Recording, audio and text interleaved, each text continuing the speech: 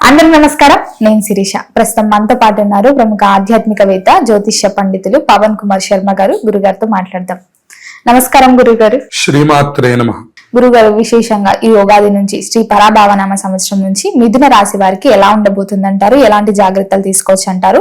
ఈ నవగ్రహాల ప్రభావం ఈ సంవత్సరం ఎలా ఉందంటారు? శివాయ గురవే నమః. శ్రీ మహాగణాధిపతయే నమః. ముందుగా ప్రేక్షకులందరికీ పరాభవనామ సంవత్సర శుభాకాంక్షల్ని తెలియజేస్తూ, మిథున రాశి మనం గమనించినట్లయితే మృగశిర 3, 4 పాదాలు, ఆరుద్ర 1, 2, 3, 4 పాదాలు, పునర్వసు 1, 2, 3 పాదాల వారు ఈ మిథున రాశి కిందకి వస్తారు. వీళ్ళకి ఆదాయం చూస్తే 8, వ్యయం 11. అంటే ఆదాయం 8, వ్యయం 11, ఖర్చు ఎక్కువగా ఉంది. రాజపూజ్యం 1, అవమానం 7 అని చెప్పారు. కాబట్టి అవమానాలు కూడా ఈ సంవత్సరం ఎక్కువగా ఉన్నాయి. పేరే పరాభవనామ సంవత్సరం.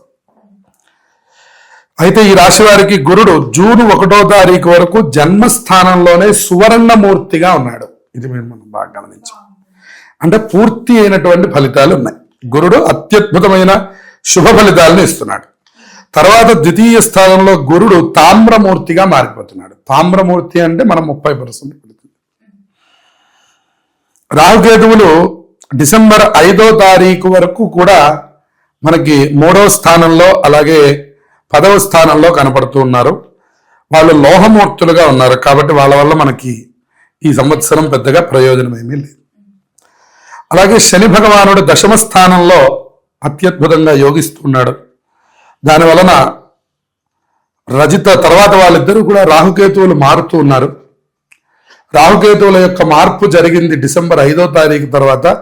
అంటే కేతువు ద్వితీయ స్థానమైన కర్కాటకంలోకి వస్తున్నాడు. అష్టమ స్థానమైనటువంటి మనకి మకర రాశిలోకి రాహు ప్రవేశిస్తున్నాడు. ఆ తర్వాత వీళ్ళకి కొద్దిగా లోహమూర్తిగా ఉండడం వల్ల అనుకూలం తక్కువగా ఉంది. అలాగే శని భగవానుడిని కనుక మనం గమనించినట్లయితే అత్యద్భుతమైనటువంటి ఫలితాలను ఇస్తున్నాడు. ఆయన 10వ స్థానంలో ఉన్నాడు. దానివల్ల ఆయన అనుకూలమైనటువంటి ఫలితాలను ఇస్తున్నాడు.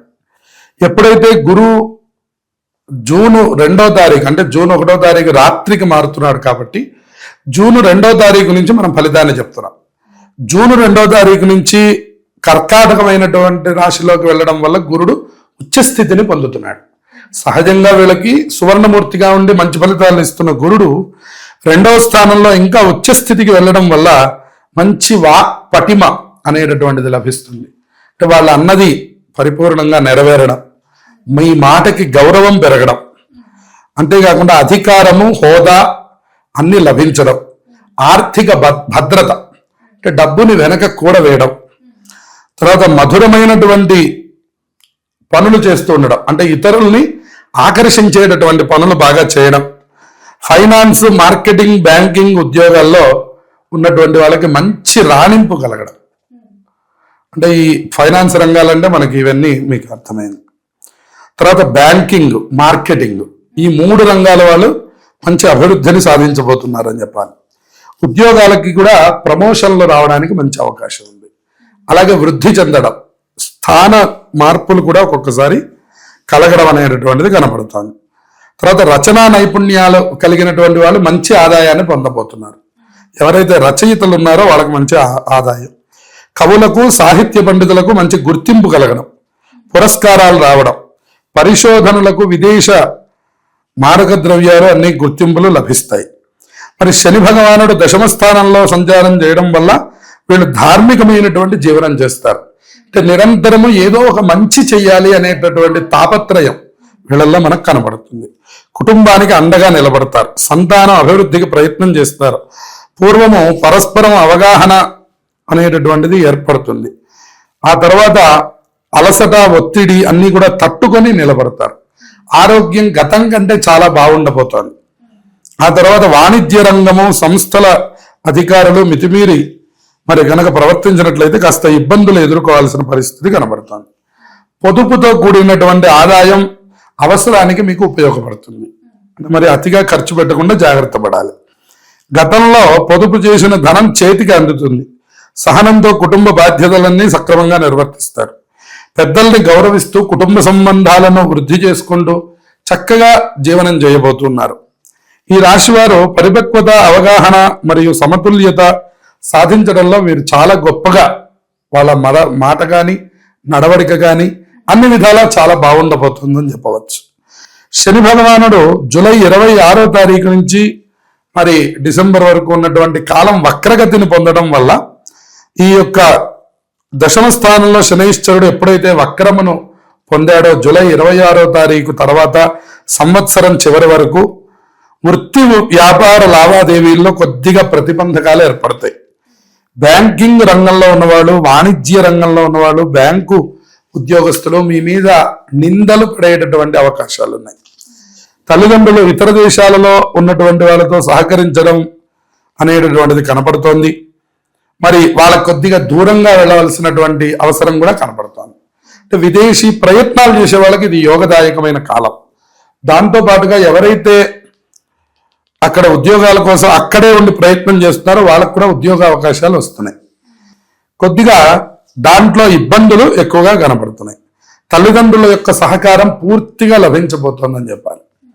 అయితే రైతులకు కూడా అనుకున్నంత ఆదాయం కనిపించట్లేదు అని చెప్పాలి. అంతేకాకుండా వీళ్ళు సంకల్పించినటువంటి పనులు ఏవైతే ఉన్నాయో వాళ్ళు కొద్దిగా అనుకున్నంత త్వరగా ముందుకు వెళ్ళడం అనేటటువంటిది కనపడలేదు. చివరి భాగంలో ఎప్పుడైతే దశమంలో శని భగవానుడు వక్రించాడో అక్కడి నుంచి పనులన్నీ ఎక్కడక్కడ ఆగిపోతున్నాయి. జూలై 26 అంటే సుమారుగా సంవత్సరం మధ్య వరకు వీళ్ళకి మంచి అనుకూలమైనటువంటి కాలం ఉంది అని చెప్పుకోవచ్చు. మొత్తం మీద వీళ్ళకి ఫలితం చూస్తే 50% బాగుంది, మిగిలింది తక్కువగా ఉంది. మరి విద్యార్థులకు కూడా చక్కనైనటువంటి పరీక్షల్లో మొదటి వచ్చేటటువంటి పరీక్ష ఏదైతే ఉందో అది అత్యుత్తమంగా కొనసాగుతుంది. తర్వాత వచ్చేటటువంటి పరీక్షల్లో మాత్రం ఇబ్బందులు కనపడుతూ ఉన్నాయి. కాబట్టి విదేశీ వ్యవహారాల్లో ఉన్న వాళ్ళకి ఉత్సాహము, ఉన్నతమైనటువంటి ఆలోచనలు, చక్కనైనటువంటి కుటుంబ వాతావరణం, శుభకార్యములు సంప్రాప్తించడం, ఈ విధంగా ఈ రాశి వారికి అన్ని విధాల అనుకూలమని చెప్పవచ్చు. మరి గురుగారు అన్ని రంగాల గురించి తెలియజేశారు కదా, ముఖ్యంగా ప్రథమార్థం బాగుంటుందంటారా, ద్వితీయార్థంలో బాగుంటుంది? ప్రథమార్థమే అనుకూలంగా ఉంది అని చెప్పాలి. ప్రథమార్థంలోనే మీరు ముఖ్యమైనటువంటి పనులన్నీ పూర్తి చేయండి అనేటటువంటి చెప్పదగిన సూచన. మరి ఈ సంవత్సరం అంతా ఈ మిథున రాశి వారికి ఇంకా బాగుండాలంటే ఏ దైవాన్ని పూజించవచ్చు అంటారు? ఎలాంటి పరిహారాలు చేసుకోవచ్చు అంటారు? వీళ్ళు నిరంతరంగా విష్ణు సహస్రనామ స్తోత్ర పారాయణం మానకుండా చేస్తూ ఉండడం, అలాగే గురుబలం మనకి ఈ సంవత్సరం అంతా చాలా బాగుండడం వల్ల ఆర్థికపరమైన ఇబ్బందులు ఏమీ రావు. ఈ శని భగవానుడిచ్చే ఉద్యోగంలో ఉండే ప్రతిబంధకాలు తొలగించుకోవడానికి వీళ్ళు ఆదివారం సుబ్రహ్మణ్యుడిని దర్శనం చేయడం, అలాగే ప్రతిరోజు విష్ణు సహస్రనామం వినడం వల్ల ఈ సంవత్సరం అంతా శుభయోగాలు కలుగుతాయి. గురుగారు మొత్తం మీద ఈ సంవత్సరంలో మిథున రాశి వారికి ఎలా ఉండబోతుంది, ఎలాంటి జాగ్రత్తలు తీసుకోవాలో తెలియజేసినందుకు ధన్యవాదాలండి. శుభమస్తు.